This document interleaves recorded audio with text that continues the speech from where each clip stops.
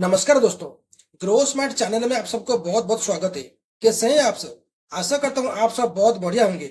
Union budget 2024 next month को आ रहा है एंड बड़े जोर से काम शुरू हो गई है। 22 जुलाई 2024 या 23 जुलाई 2024 को finance minister Nirmala Sitharaman budget पेश करने जा रही है।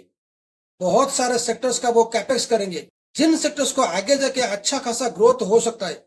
फिर भी कुछ ऐसे सेक्टर्स एंड इंडस्ट्रीज है जिनके बारे में प्राइम मिनिस्टर नरेंद्र मोदी जी ने इलेक्शन पहले जिक्र किया था, उनको बढ़ावा देने के लिए प्लान किया था।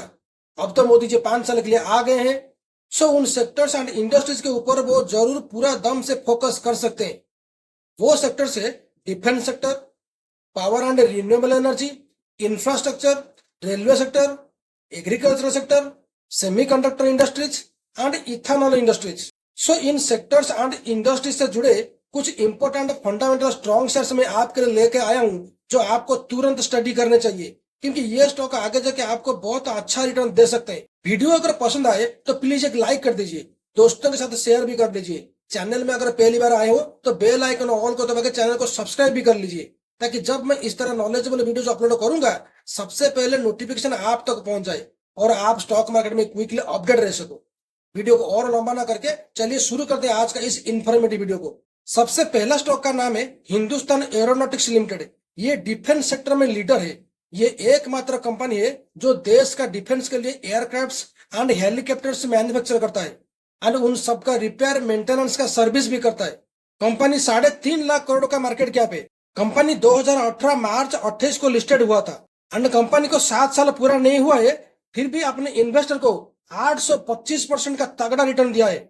हिंदुस्तान एरोनॉटिक्स लिमिटेड के साथ आप चाहो तो और भी defence sector stocks like BEL, Bharat Dynamics, Cochin Shipyard, Paras Defence को भी स्टडी कर सकते हैं। हमारा सेकंड नंबर पे आता है L&T, Larsen and Toubro limited. ये इंफ्रास्ट्रक्चर सेक्टर का किंग है। देश में जितने सारे इंफ्रास्ट्रक्चर का काम आता है उनमें से मैक्सिमम ऑर्डर एल&टी को मिलता है। कंपनी अपने इन्वेस्टर को लॉन्ग टर्म में 19,521% का रिटर्न दिया है एंड कंपनी 4,90,000 करोड़ का मार्केट कैप है। चाहो तो आप other infrastructure stocks like RBNL, IRCON international limited and PNC Infratech limited के ऊपर भी फोकस कर सकते हो। हमारा थर्ड स्टॉक है टाटा पावर कंपनी। ये टाटा ग्रुप के एक वैल्यूएबल कंपनी है। Power generation and electric distribution करना कंपनी का कोर बिजनेस है, मगर कंपनी अभी रिन्यूएबल सोर्सेस के माध्यम से पूरा इलेक्ट्रिसिटी को प्रोड्यूस एंड डिस्ट्रीब्यूट करने के लिए जोरों से काम कर रहा है। बहुत सारे इलेक्ट्रिक व्हीकल चार्जिंग स्टेशन बना चुका है एंड 2025 तक 1 लाख ईवी चार्जिंग स्टेशन से बनाने के लिए टारगेट भी किया है।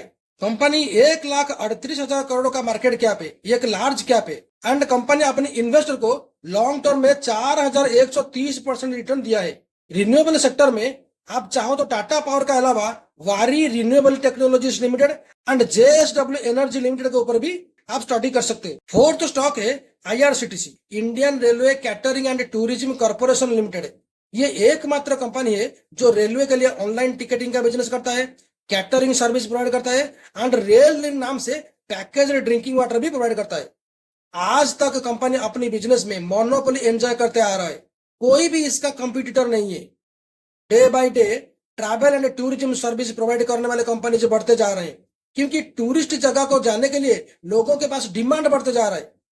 ओब्वियसली अगर ज्यादा लोग टूरिस्ट स्पॉट को ट्रैवल करेंगे तो रेल से ही तो जाएंगे ना, क्योंकि सब लोग तो फ्लाइट से नहीं जा पाएंगे, उनका खर्चा बढ़ जाएगा।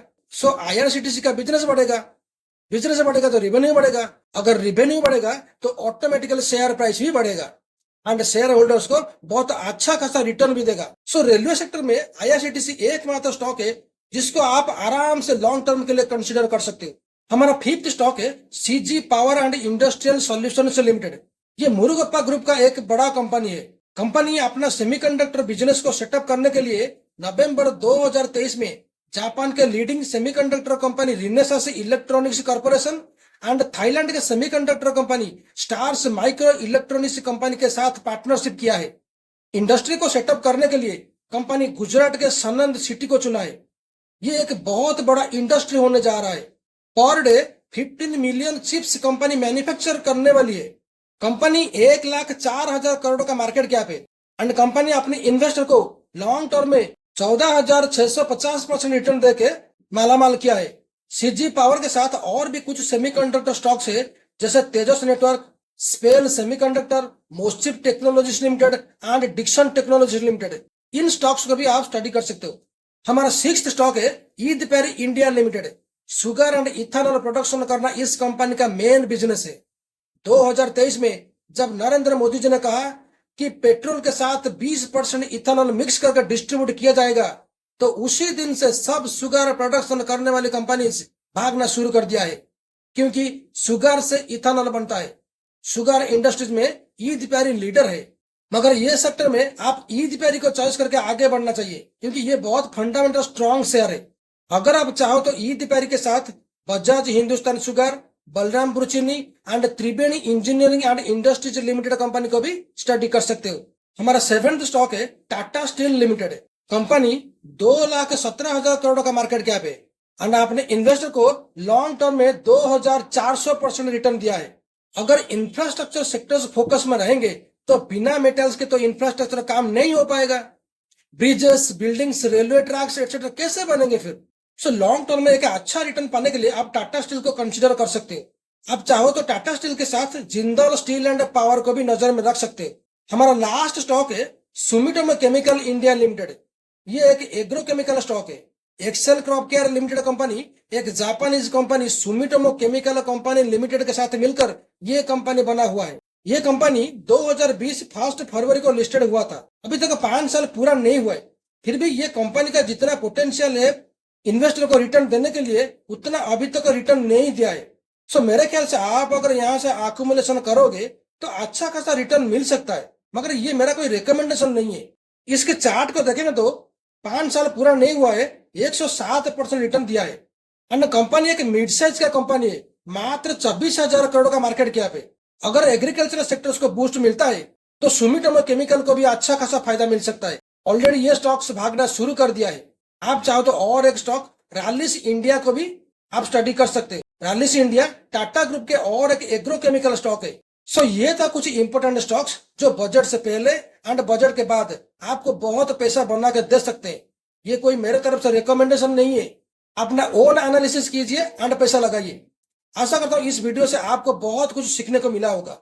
अगर मुझसे कोई गलती हो गई हो या कुछ इन्फॉर्मेशन मैं भूल गया हूँ आपको बताने के लिए, प्लीज कमेंट करना मत भूलिएगा। ये चैनल आपका है, so anything in your mind please comment me. Video अगर पसंद आया है तो प्लीज लाइक एंड शेयर करना मत भूलिएगा। बेल आइकन ऑल को दबाकर चैनल को सब्सक्राइब भी कर लेना। So thanks for watching this video. एक और नया इंटरेस्टिंग टॉपिक को लेके मिलते हैं नेक्स्ट वीडियो में। तब तक के लिए टेक केयर, गुड बाय।